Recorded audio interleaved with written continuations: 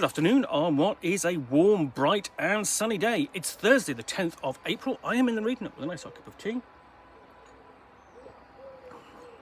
and a parcel to complete unboxing.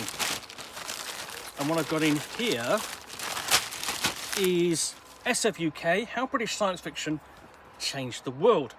This is by Daniel O'Brien, with an introduction by the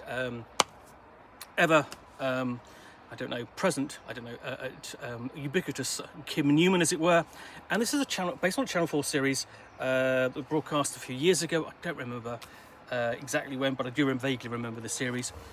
So, science fiction is chiefly an invention of British authors. And British SF has always retained its own unique flavour. Frequently a dark and dangerous vision of the future, from the uneasy technological visions of H.G. Wells to the bleak postmodern dystopias of J.G. Ballard, Michael Moorcock and Alan Moore. From the Faustian pact of Mary Shelley's Frankenstein to the meddling scientists of the Avengers. From the political paranoia of 1984 to the cosmic paranoia of 2001. SF UK, based on the Channel 4 series, delves into the astounding future as depicted by Britain's SF authors, artists and filmmakers. Drawing on film, television, novels and graphic novels, amongst other sources, the book expands on the material presented in the television series. SF UK also contains a provocative introductory chapter by Kim Newman, getting the story of British SF in a wider context and throwing down an uncompromising challenge to the coming generation of UK SF practitioners. So there we go, and we've got basic bibliographies of the contributors.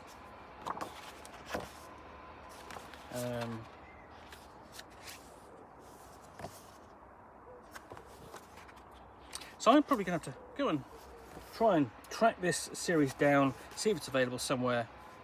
But here we've got that's the contents page. We've got the forward by Kim Newman, and we open with an image of in the introduction of H.G. Wells. Essentially, this is him essentially broadcasting to the nation.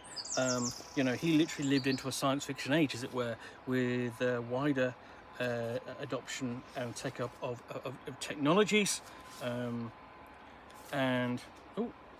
Sorry, I tell a lie. That's the forward by Max Carlish. The introduction I was referring to. Okay, the prologue by Kim Newman, in search of scientific romance, and here we have an image of Claude Rains as the Invisible Man.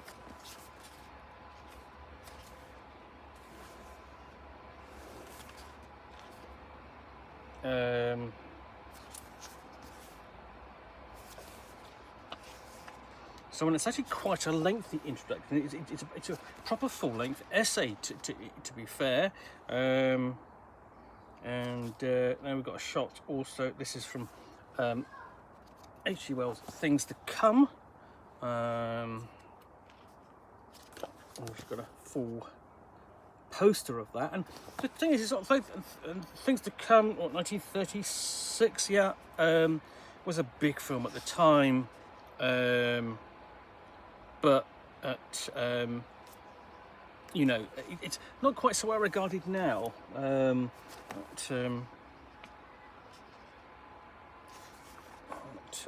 And then just some really weird sort of like stills from various films.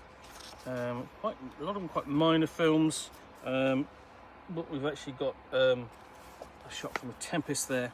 Sorry, there we go. From Prospero's books to Kubrick's Monolith, we see essentially this is discussing how Shakespeare has been mined to tell science fiction stories, or science fiction has been used to tell Shakespeare's tales. And obviously you have here a Forbidden Planet, The Tempest, with Robbie Robot, and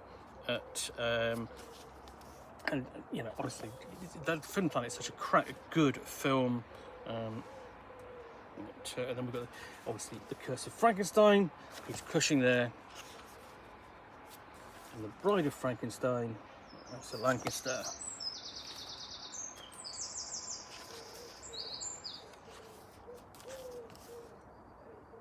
And again, referring back again to the Frankenstein, we will come up more to date perhaps. I say more up to date. At to 1968 is not particularly up to date. But there we go. More shots of things to come. And there's Wells again. But again, another of his contributions. That's the George Powell version of War of the Worlds, 1953. And again, another of his films, early 60s, Rod Taylor, Time Machine, and Man in the Moon, and of course, Big Brother. So that is, so that's actually the 1956 film version of the film. One I've not actually come across.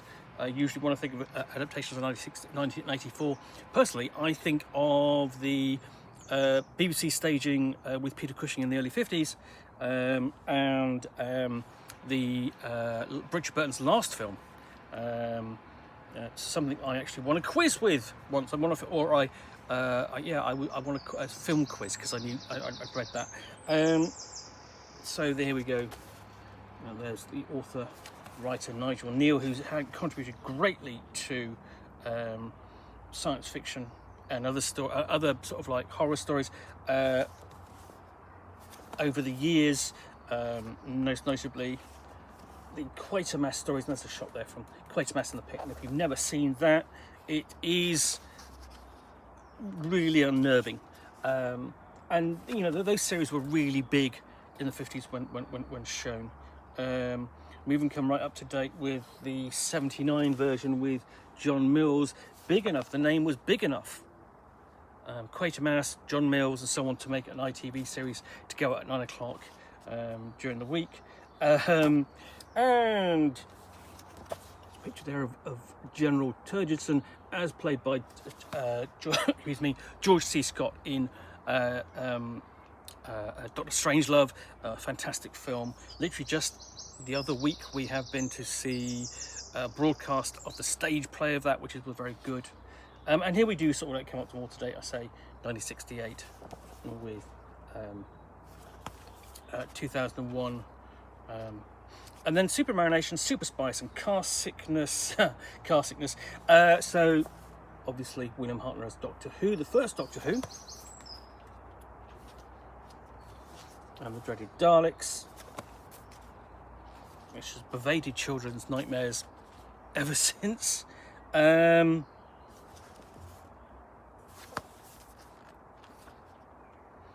And then we have, alongside that, you know, literally on, and if Doctor Who was the BBC's premier science fiction series, had others, but it was the premier one, then ITV, on the commercial channel, had the Super Marination and Puppetry of Jerry Anderson, Sylvia Anderson,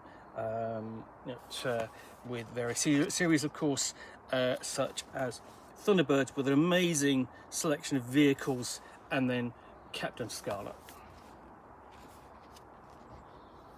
But here we're getting to live. The other thing that ITV had essentially was the live action fun and excitement of the Avengers,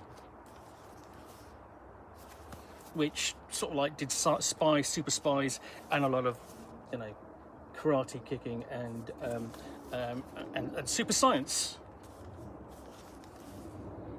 So I really like the look of this book. It's going to be a good read.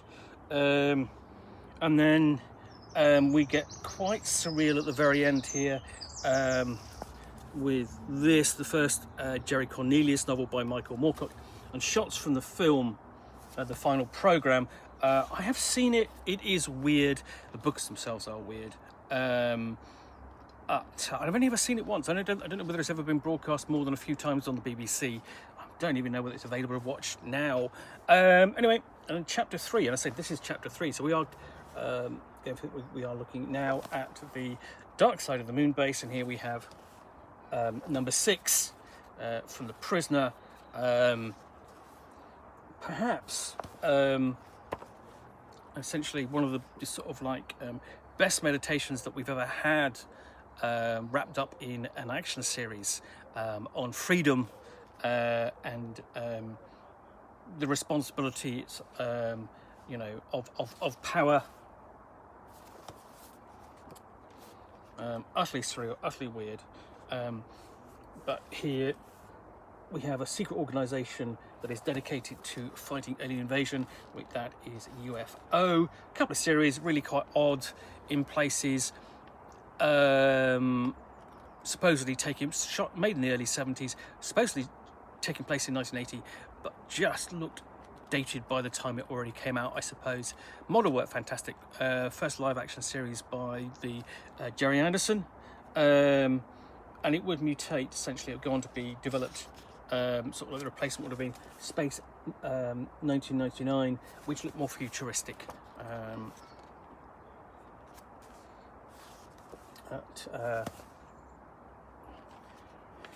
then we've got a shot there of Moon 02, another film series that I've never seen, but we still swing back to Doctor Who. Again, continuing touchdown for British science fiction. There we have John Pertwee was the third Doctor, and a Yeti didn't face a Yeti. That was all Patrick Troughton, followed by Matt Smith, and then we have Tom Baker as the fourth Doctor and Louise Jameson as Leela, and K9, of course. I mean, I do remember the very vaguely very end of Patrick Troughton from when I was about 2ish, but I definitely remember lots of John Pertwee, and then when I was 7, Tom Baker came along. He was my Doctor and was fabulous. And then at the same time as I had Doctor Who, I was like 7, which basically, you know, was Magnificent 7 in space, Dirty Dozen in space, terrific series. And then at the same time, you know, 77 was a great year for science fiction. You know, 78 you had Star Wars and Judge Dredd, and 2000 AD, and so on. And of course, Halo Jones would follow in a bit, but that's Alan Moore, and here basically the first appearance of Judge Dredd. You know, dystopian setting of Mega City 1, and it's treatment of society and justice, still from the fairly terrible film with Sylvester Stallone, but we also discuss also Moore's other great contribution to the genre of superheroes, which is Watchmen, and David Bowie as the man who fell to earth. And again, that's Clockwork Orange, so we're looking at the responsibility of society and so on. Before we make a switch up to such stuff as Dreams Are Made Of, Hitchhiker's Guide to the Galaxy, Mark Bean Davey at Safer Beaverox for the television series, and fantastic shot from Carry On Screaming. Absolutely the best of the Carry On films, because it really gets the genre right and sends it up, but still makes it fun as well. We've also got trying to remember Chris Barry as hologram Arnold Rimmer from Red Dwarf, essentially sending that basically kind of Star Trek sort of genre up, and science fiction in general. Before we look at even something darker, we've got Ridley Scott directing Alien, and even darker Terry Gilliam's Brazil, which is another fantastic film. And then even more up to date, essentially, with the horror science fiction film Horizon, and still circling back to Frankenstein, with Frankenstein Unbound, Brian Aldiss,